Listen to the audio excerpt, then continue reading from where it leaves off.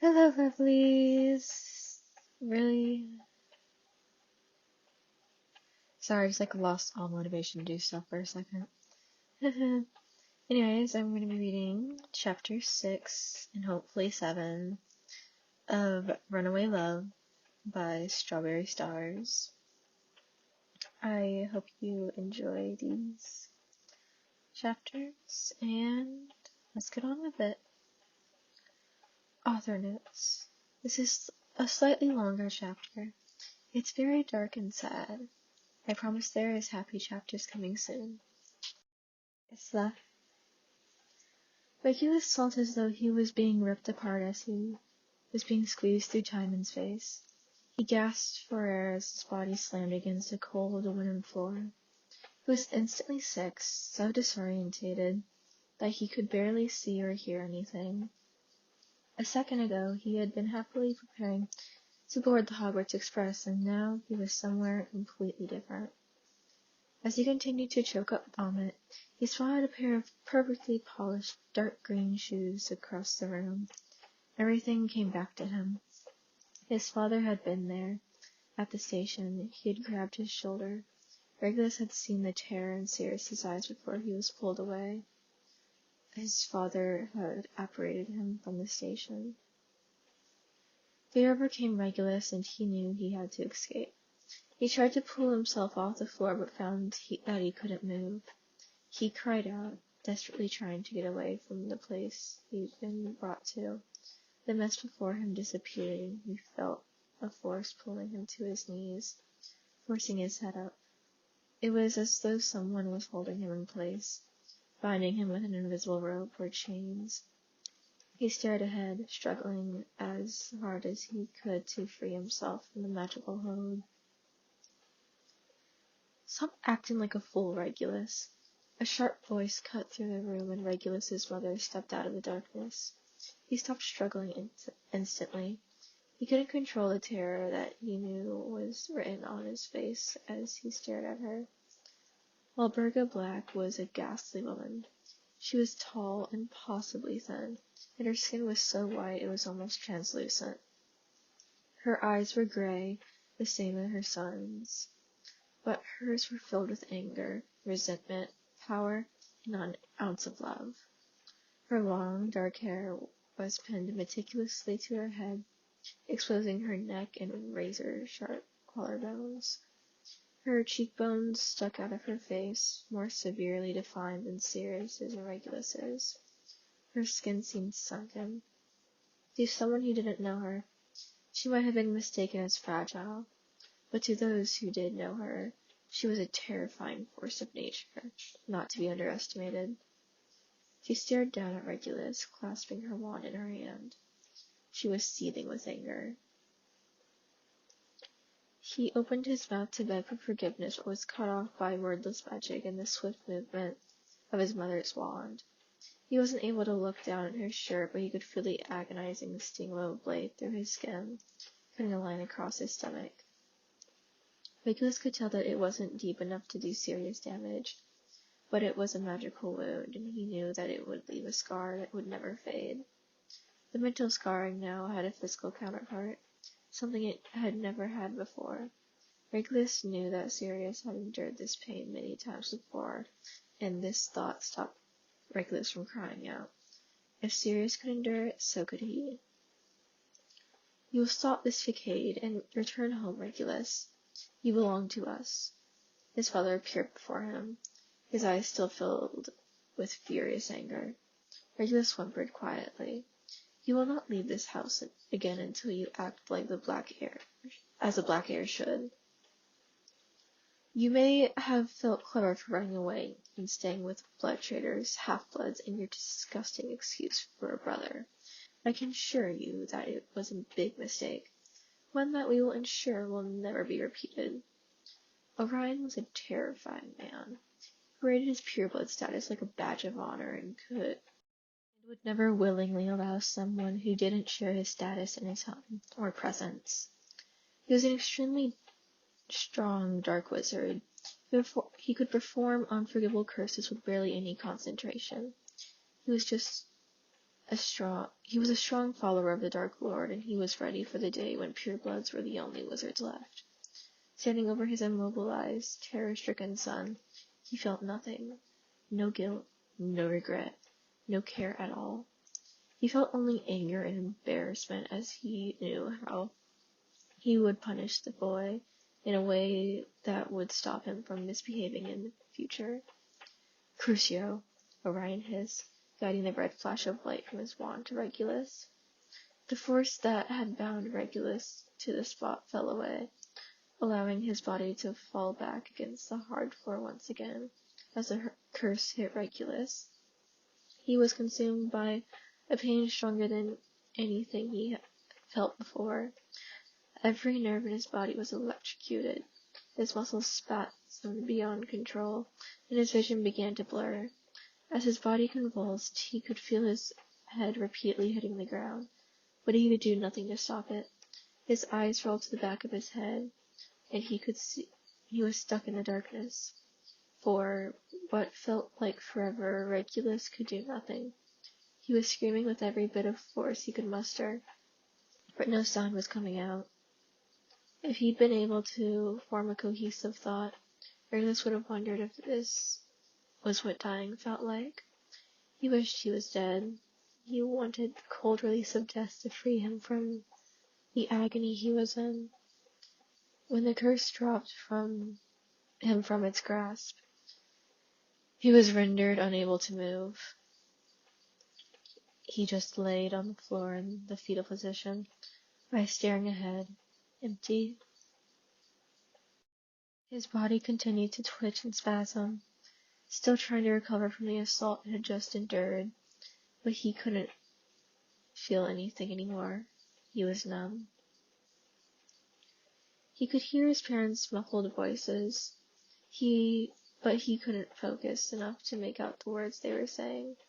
He didn't know how long it had been since he arrived or how long he'd been cursed for. Occasionally his body twitched.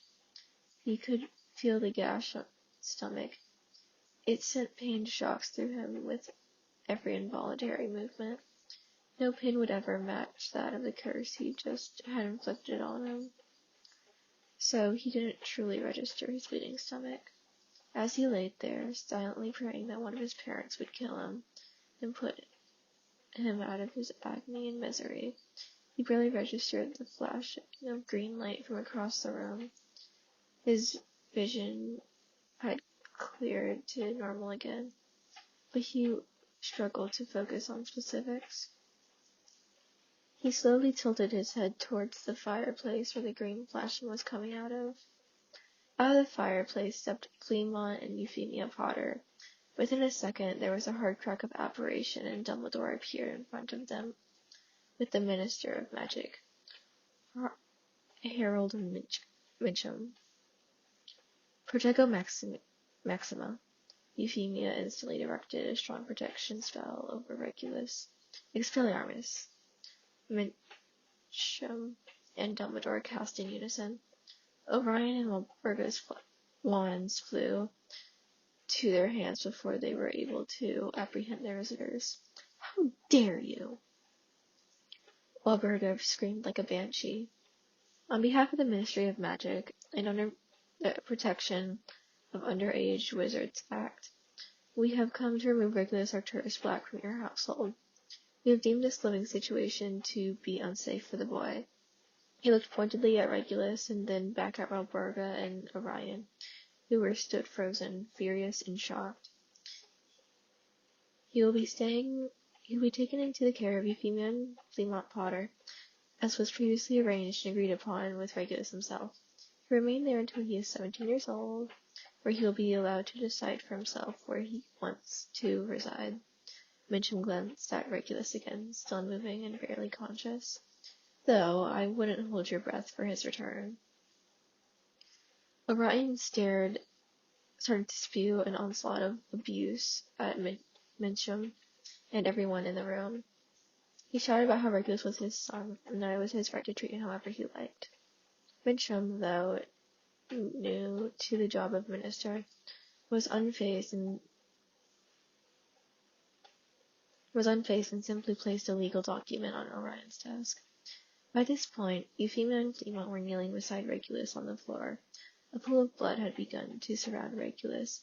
The cut on his stomach was still bleeding profusely. Euphemia had gently moved his head onto her lap and stroked his hair, waiting for the minister to allow them to leave.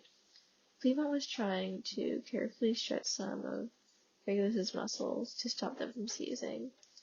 Once the minister had legally finished his speech, Clement placed a hand on Euphemia and Regulus and apparated them as close to Hogwarts as he could get them. Madame Pomfrey, Professor Slughorn, and Professor McGonagall were waiting for them as they appeared. Pomfrey had summoned a floating stretcher and quickly placed Regulus on it. Regulus was unconscious, the result of severe loss, the curse, stress, and apparating for a second time. Euphemia was struggling to hold herself together. Every time she looked at Regulus, she thought to herself that he didn't look like he was sleeping. He looked like he was dead. None of the group knew to the extent of Regulus's injuries until they reached the hospital wing and set him in a bed. The wing was empty. It was early afternoon and only the first day of term, so they had the privacy to work. With the professors and Potters around the bed, Pomfrey drew the curtains and cast a diagnostic over the boy. Her hands flew to her mouth as she gasped at the information before her. He's got a gash on his stomach as the result of his severing charm. Most likely a powerful defendo. That's where all the blood is coming from. I'll have to tend to that first. The many witch's voice trembled as she spoke. She got to work quickly, summoning different potions and creams as she removed Regulus's blood-soaked shirt. Slughorn couldn't hide his shock as he drew in a breath sharply. There was a thick crimson line that had traced from the top of Regulus's ribs on the left side to the bottom of his ribs on the right side. It was oozing blood with every breath the boy took. Euphemia couldn't bear to look at the laceration. She'd sat in the chair beside the boy and continued to soothingly stroke his hair. Clement placed his hand comfortingly on her shoulder, also unable to look at the injury. McGonagall and Slughorn stood in silence as Pomfrey worked. Slughorn now had an awkward and uncomfortable expression on his face, and McGonagall's brow was threaded with worry as she did her best to remain composed.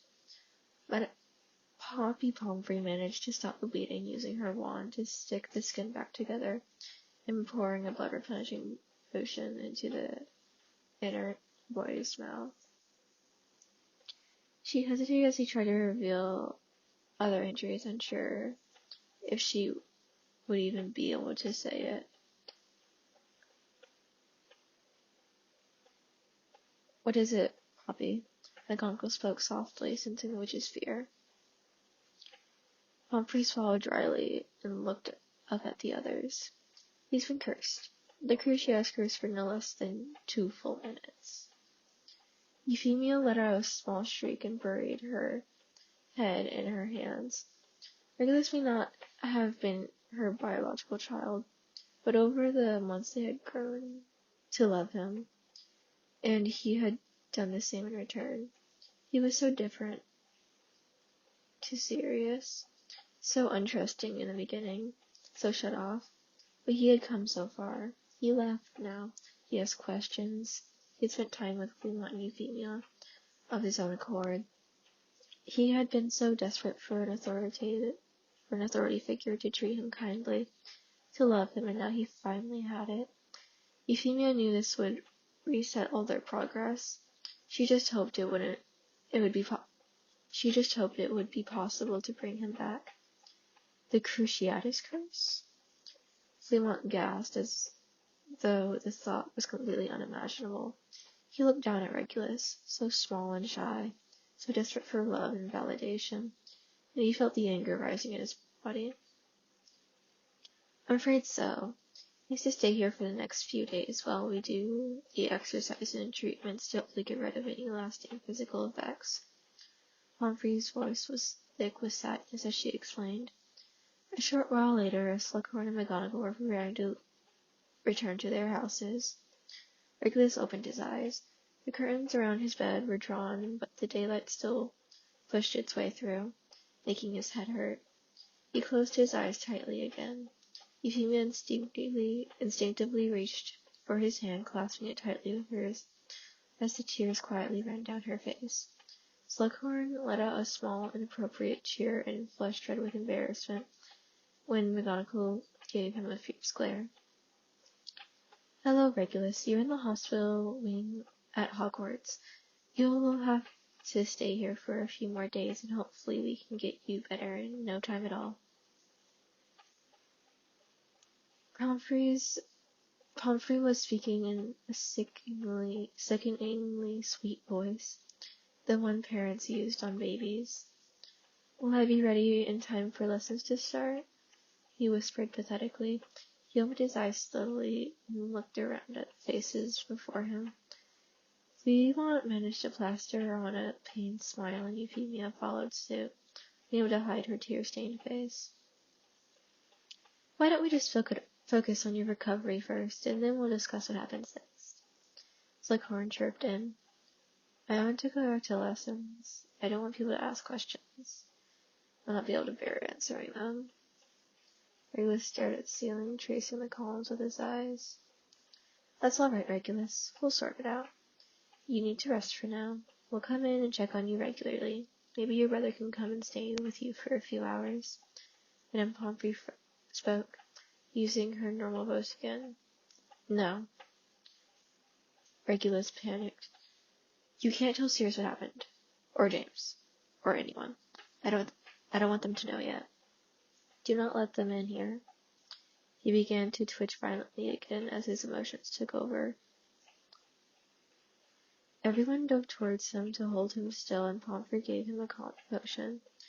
Once it had taken effect and Regulus was still again, breathing evenly, he looked into Euphemia's eyes. "Please don't tell them," he whispered as his eyes fluttered closed, and he felt himself drift to sleep. The days following the incident were particularly painful for Regulus. Pomfrey appeared every 2 hours to check his muscles for tremors. He heard Sirius and James getting sent away multiple times. He couldn't bring himself to feel guilty or even care that they were trying to see him. He couldn't remember what had happened. His memory stopped at Sirius's hair-filled eyes on platform 9 3/4, and we started at him waking up in the hospital wing and having to be restrained. He knew his parents had been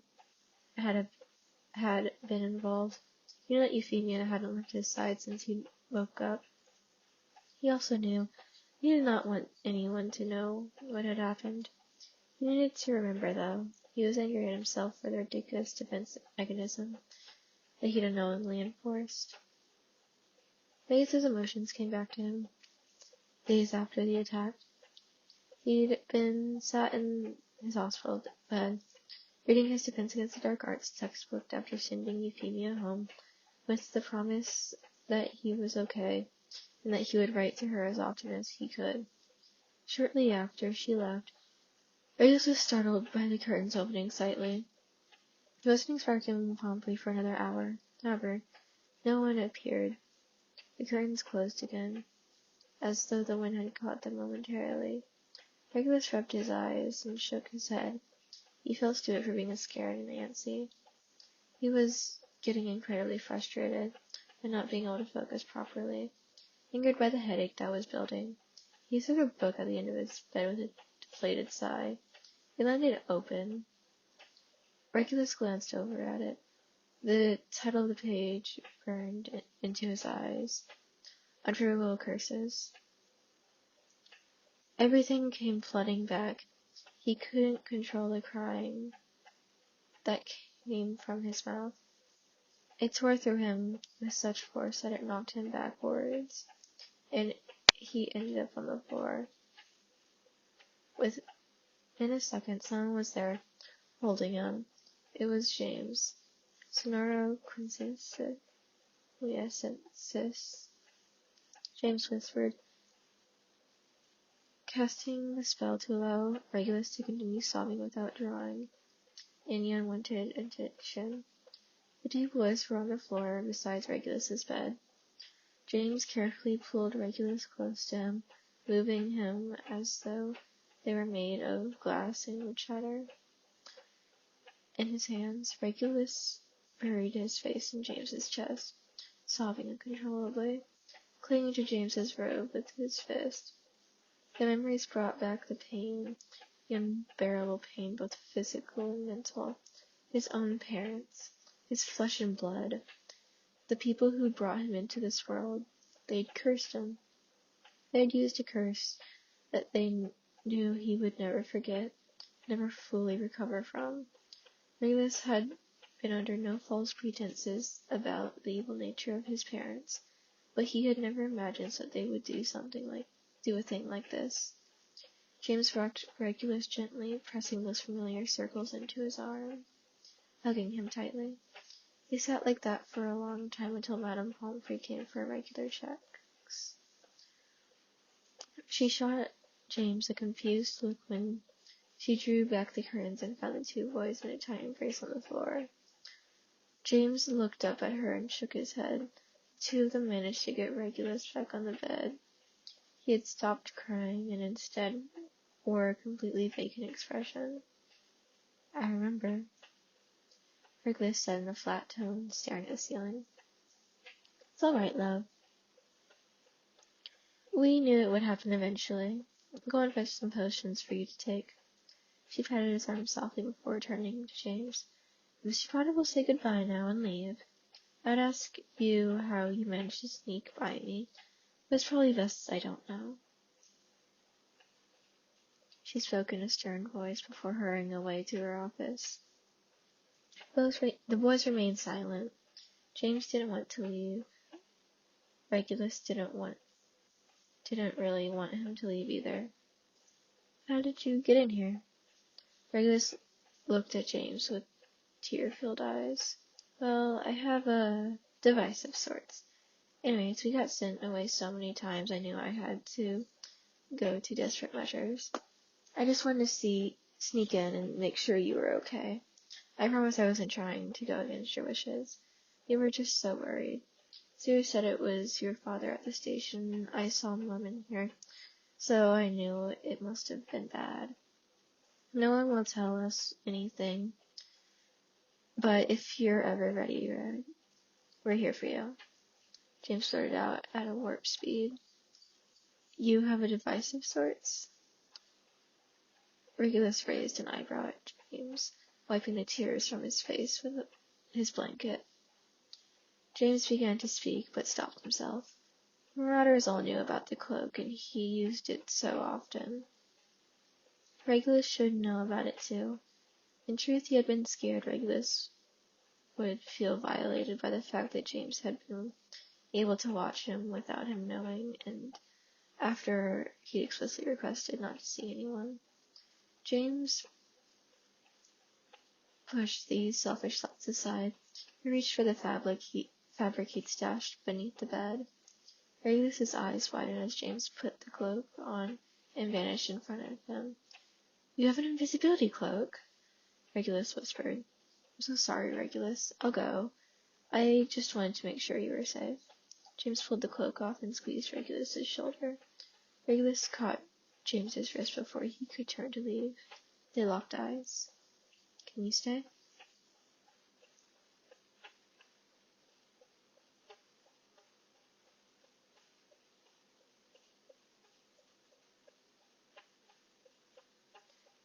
Chapter 7. Author's Notes. Wholesome, happy chapter. Isla. A month had passed since their return to Hogwarts, and everyone was settling into the new normal. Regulus would write to Euphemia every other day, not necessarily because he had to, but because he wanted to. He liked her messy handwriting and the way the page was always covered in flour or chocolate from where she baked as she wrote. She had told him that the ministry had not been able to obtain his belongings from Grimmauld Place. and that he shouldn't worry because the Potters would buy him anything he wanted. After that, their next letters were all about how Regulus wanted his room decorated, what clothes he liked, and what posters and pictures he wanted put up. Euphemia wanted it to feel like a safe place for him to be, somewhere that was his when he returned for Christmas. Another part of the new normal was that every student who annoyed or questioned Regulus ended up mysteriously being jinxed. Regulus wasn't doing most of the jinxing. He didn't see the point of bringing that much attention to himself. Marauders, on the other hand, had no issue with jinxing every other wizard in sight. Regulus had been avoiding Sirius and James for the most part. He tried not to meet their eye across the great hall during meals.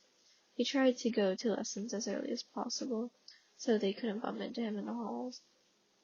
These were all futile attempts, of course. No matter where he went, he always encountered one of the Marauders. It was as though they had a tracker on him. They were always there. It was starting to get on Regulus's nerves. He knew that they meant well, but it meant that every other student avoided him. Through constant fear of being hit with an ebublio, ice or jelly-like jinx. So, as a result, Regulus had become quite lonely. He'd never had a huge number of friends at Hogwarts, so he didn't mind it too much. The Marauders were unfortunately acting under the assumption that he still had friends in Slytherin that he could talk to, which they soon found out he did not. Throughout his Hogwarts life, he had, for the most part, stuck with his Slytherin housemates, favoring Barty Crouch Jr. in particular. Regulus had been forced into a quick realization that everything was different this year. He'd assumed that his family would be too embarrassed to tell others what he had done. But this was apparently not the case. As Regulus found out from Crouch on his return to the hospital from the hospital wing, Regulus had entered his dorm for the first time that year. He instantly knew something was off.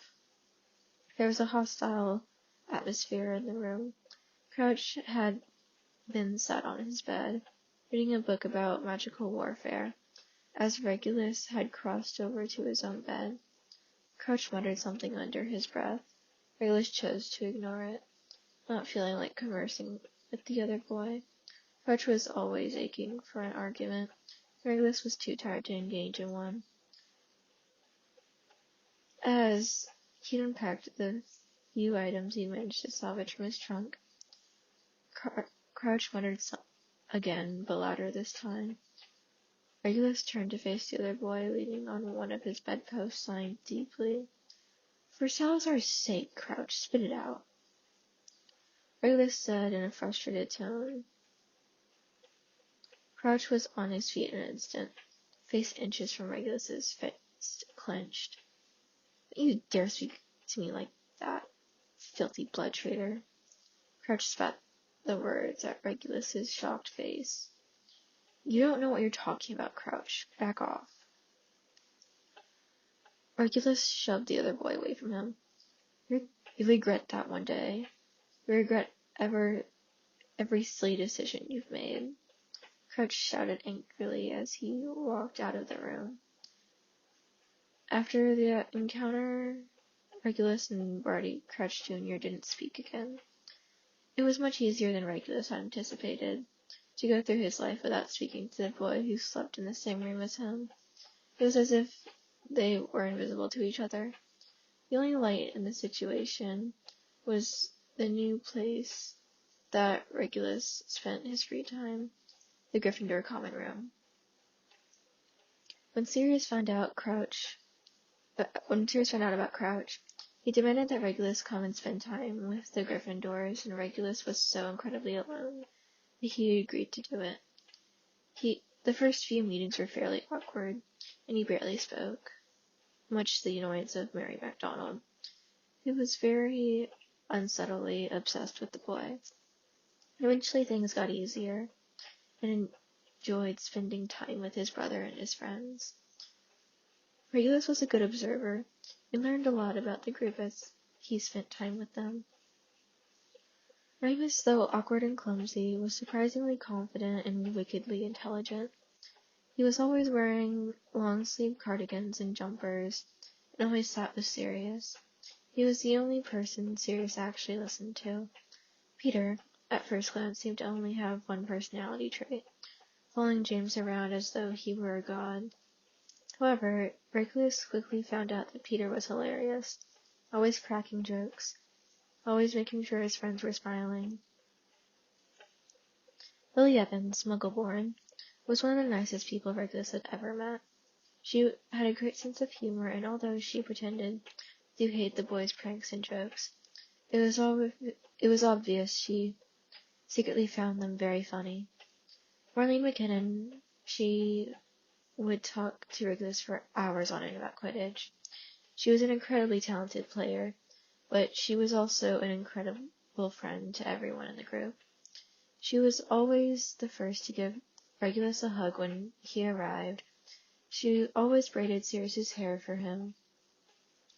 She would patch up Remus's sweater, fix James's glasses if Peter sat on them, help Mary pick date outfits, and listen to Lily talk about prefect duties for hours. Mary MacDonald, a very flirty, beautiful girl. Regulus was quite surprised to find out just how much she, in her words, fancied the pants off him when she was forced to admit it during a game of Truth or Dare. Aside from the fact Mary was just as caring as the others, fearsomely loyal and protective of Lily and Marlene. James was a different story. Regulus knew him fairly well now, but he still learned new things about him every day. He learned that James was unbelievably and slightly irritatingly confident. He strutted about as though he owned the place, but he was incredibly protective of all his friends. He did not think of himself as any better than anyone else. He just liked who he was, and Regulus couldn't help but admire that. Sirius was quickly becoming Regulus's idol again, the way he had been when they were children. Regulus had spent so long away from Sirius that he'd forgotten just how much he loved him. Sirius so obviously loved all his friends. He was completely devoted to them and showed them this constantly. Once, to Lily's slight annoyance, when he'd snuck up behind her to hug her and she'd instinctively jinxed him into a block of ice, Regulus liked how Sirius would pester Remus whenever he tried to sit quietly and read. He also liked how Remus would almost always give in immediately and devote his time to Sirius instead. Sirius was so at home in Gryffindor and at Hogwarts. He was just incredible, and Regulus wanted to be like him. Ready to lose, Reggie? Sirius knocked his broom against Regulus's back. Not a chance. Regulus hit Sirius back harder, laughing as he did. It was Gryffindor versus Slytherin, the first time the teams were facing each other that year. It was tense. Any match between the two opposing houses was always intense, and the hospital wing usually prepared in advance for an onslaught of accidental injuries. From the tunnel where the two teams were lined up, waiting to enter the pitch, the players could hear the roar of the crowds as the team began to move forward, and the players emerged into the light. Regulus looked around. The sky was gray and the wind was whipping up a storm. It was perfect. Quidditch in the wind was much more interesting and a lot more difficult. Regulus loved it. As he took his position, swinging his legs over his broom, the Slytherin crowd cheering loudly. That was another bonus to Quidditch. During the game, he was not Regulus Blood Trader Black. He was Regulus Slytherin Quidditch Hero Black. And he much preferred being the latter. Regulus took a deep breath and focused. He looked across at James, who was focusing intently on the center of the pitch, waiting for the whistle. Regulus hadn't noticed before how James's eyebrow twitched when he focused too hard, or how he tapped rhythmically on his broom handle as he waited. Regulus glanced toward the center in time to see the quaffle being thrown in the air, signaling the start. Regulus whipped past the two Gryffindor beaters in pursuit of the snitch. It was bitterly cold, and the sharp wind stabbing into his face. He spotted the golden glint of the snitch in the sky above, pulling up sharply on his broom. Regulus headed for the clouds. One thing Regulus always commended himself for was his focus while playing Quidditch. Once the game began, he could tune out everything, his thoughts, the crowd, the commentator, and anything that wasn't vital for winning the game. He was so focused, he barely noticed James Potter tailing him, eyes locked on the snitch. James soared past Regulus, extended his arm to catch the snitch, but it quickly shot out of reach and flitted back towards the ground. "All right, Reg?" James shouted over the howl of wind. "Long time no see." Regulus rolled his eyes and was about to respond when James disappeared through the clouds below. Regulus cursed himself for allowing the tactical distraction and pointed his own broom down. As he flew through the thick cloud, the Quidditch pitch came in focus.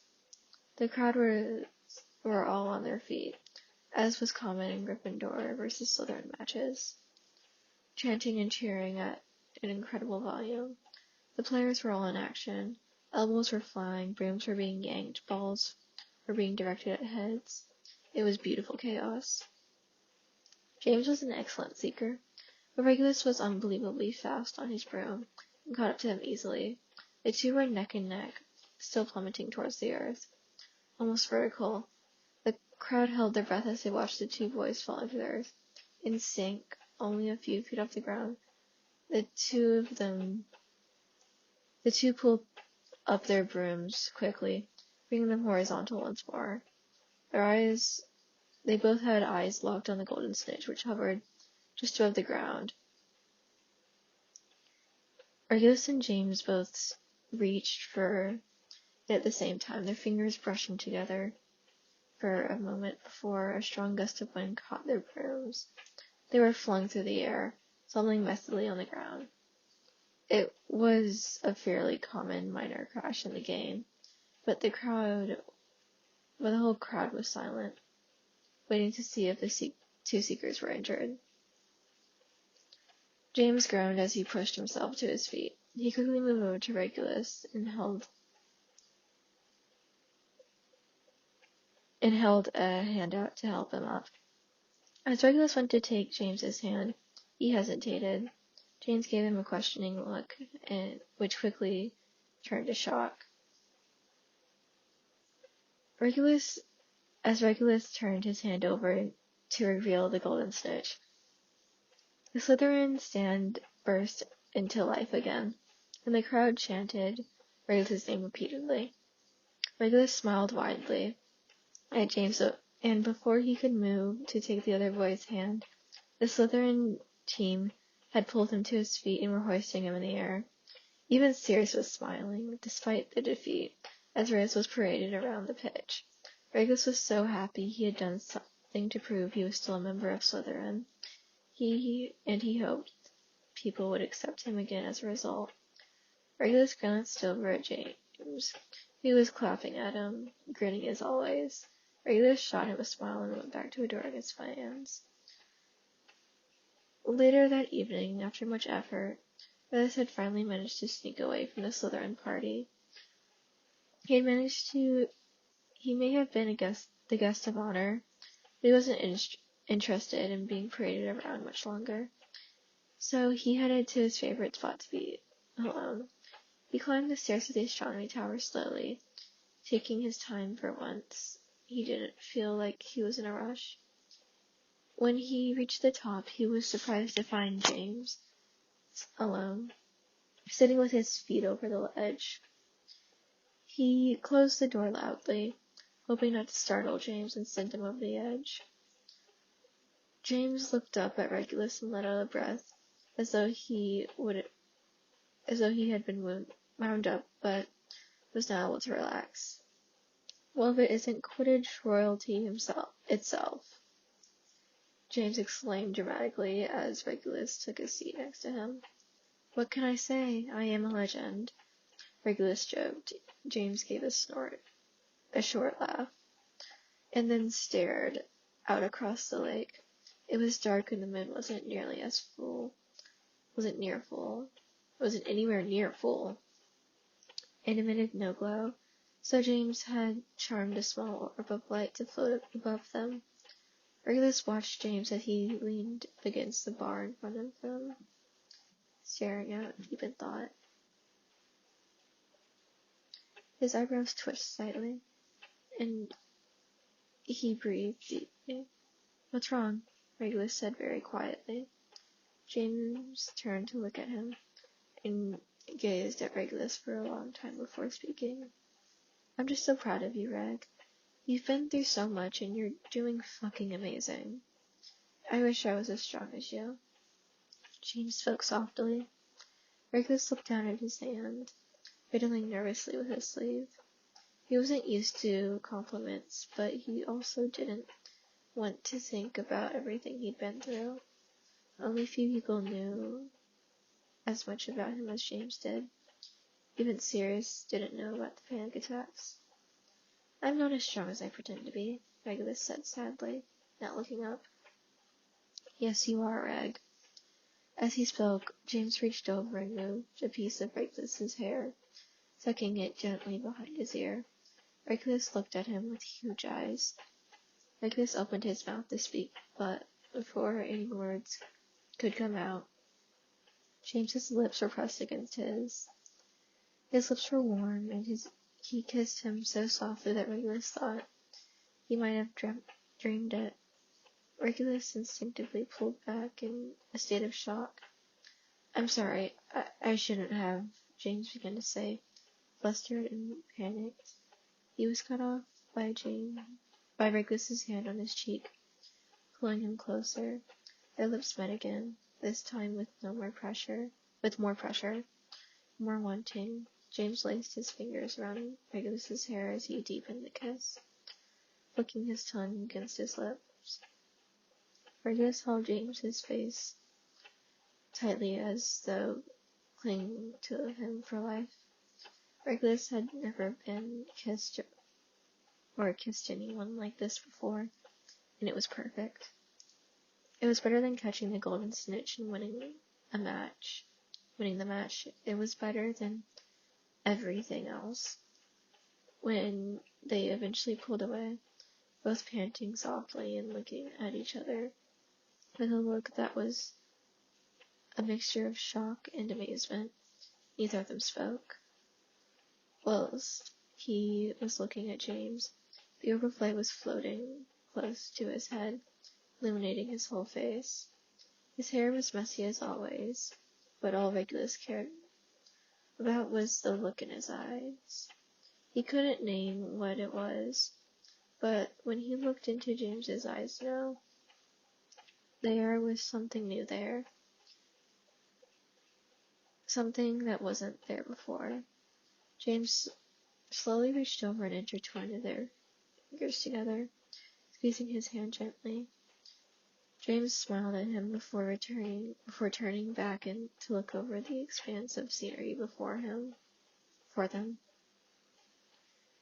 Regulus took in the sight of James for a moment longer before he turned to look out over Hogwarts. They sat that way, shoulders pressed together, hands clasped until the sun came up. And those are chapter 6 and 7. I hope you enjoyed these, and remember to take care of yourselves. Eat 3 meals a day and drink 64 ounces of water a day.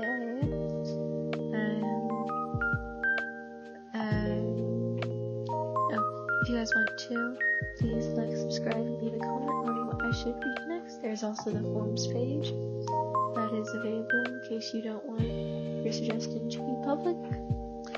And yeah, love you guys.